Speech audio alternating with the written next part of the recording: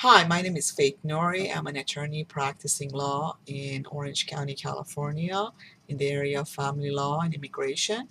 I also am an author. I wrote Zero Point Living that is available on Amazon and Barnes and Noble. Today I'm going to speak about a subject that has come to my mind. It's about death and whether everything ends with death. Um, I have few friends who have lost loved ones, and it came to me that I would like to speak about this subject. Um, what did really have you ever thought? I mean, what does it mean to you? We all have our own belief system based on our background, our cultural belief system, our religious belief system, as what it stands for. So today I'm going to share with you my perception with you and what I think about death and how I see death. To me, death is not an end. It's actually a transition we do where we will, through experiences that we gain, taking it to our own creator and our own unit of consciousness that we are, and then coming back and then reincarnate again to gain further experiences. How do I support this information? That's from what I have read from several authors who had near-death experiences. For instance, Anita Morjani, in her book, she had stage 4 cancer, and then she actually died in a hospital, and then she came back during her death. She expressed and explained what she experienced and how uh, she died. She felt this overwhelming love and becoming one and with other souls that were there and had experience with her in this life, and then once she came back, she was able to share that in her book.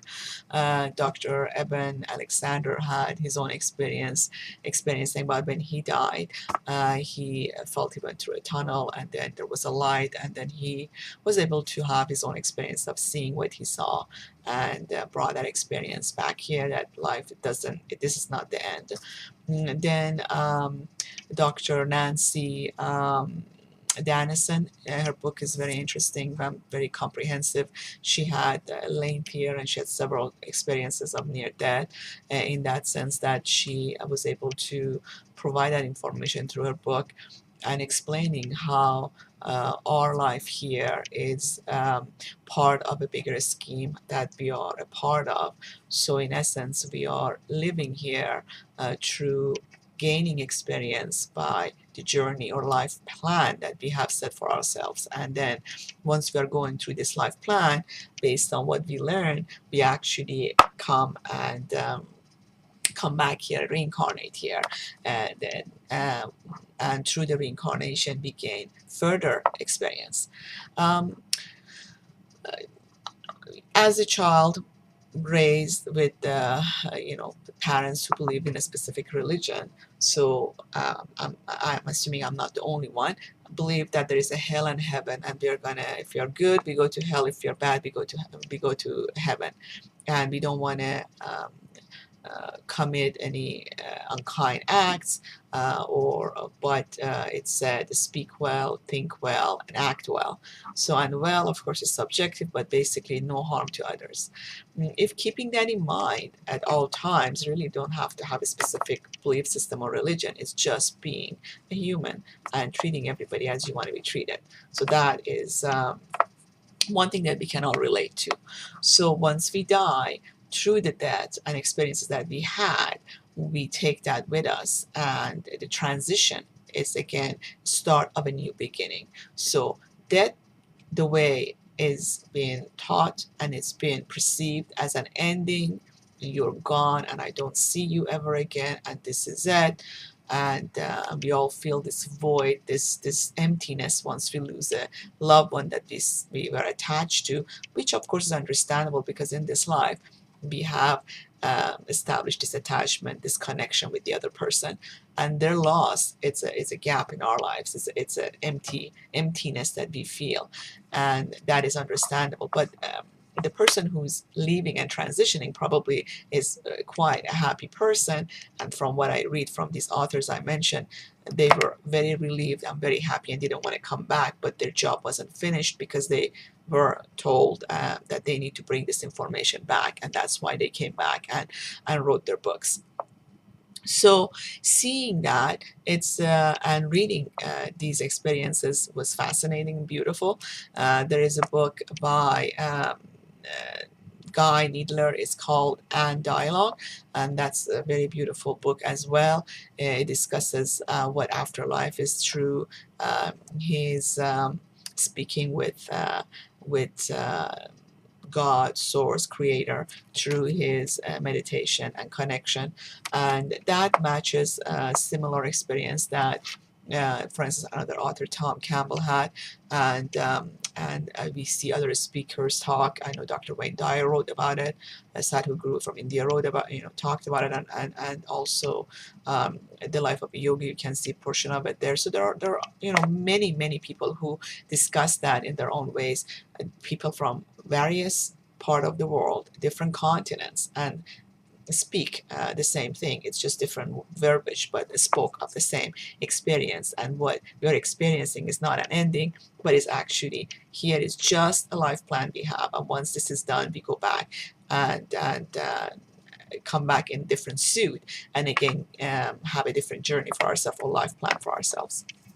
The whole idea of it is that through this journey we learn and experience. It's not more of a learning per se, but it's more of a gaining experience, that through that experience we evolve. How about that? So that's basically what death brings about. It's just another journey, beginning of a next journey. So if you look at it in that sense, then death doesn't become this black hole that you die and it's done and it's finished, and there's no connection. The way I see it is that that is a new beginning, and I will rejoice and connect with other souls who are part of me, who are part of the source, part of God, part of Creator, and we all rejoice in that experience that was gained through our interaction in this physical life, and the next one bring about a new experiences.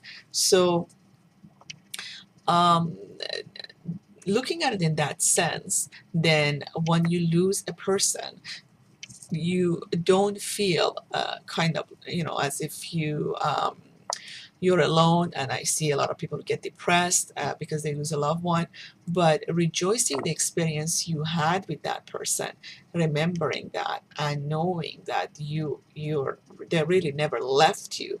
They were just part of your journey for duration that they were, and you're going to have more experiences and other journeys with other individuals, and then your experience becomes part of somebody else's journey and experience. This is the way life is. So that's basically what that means to me.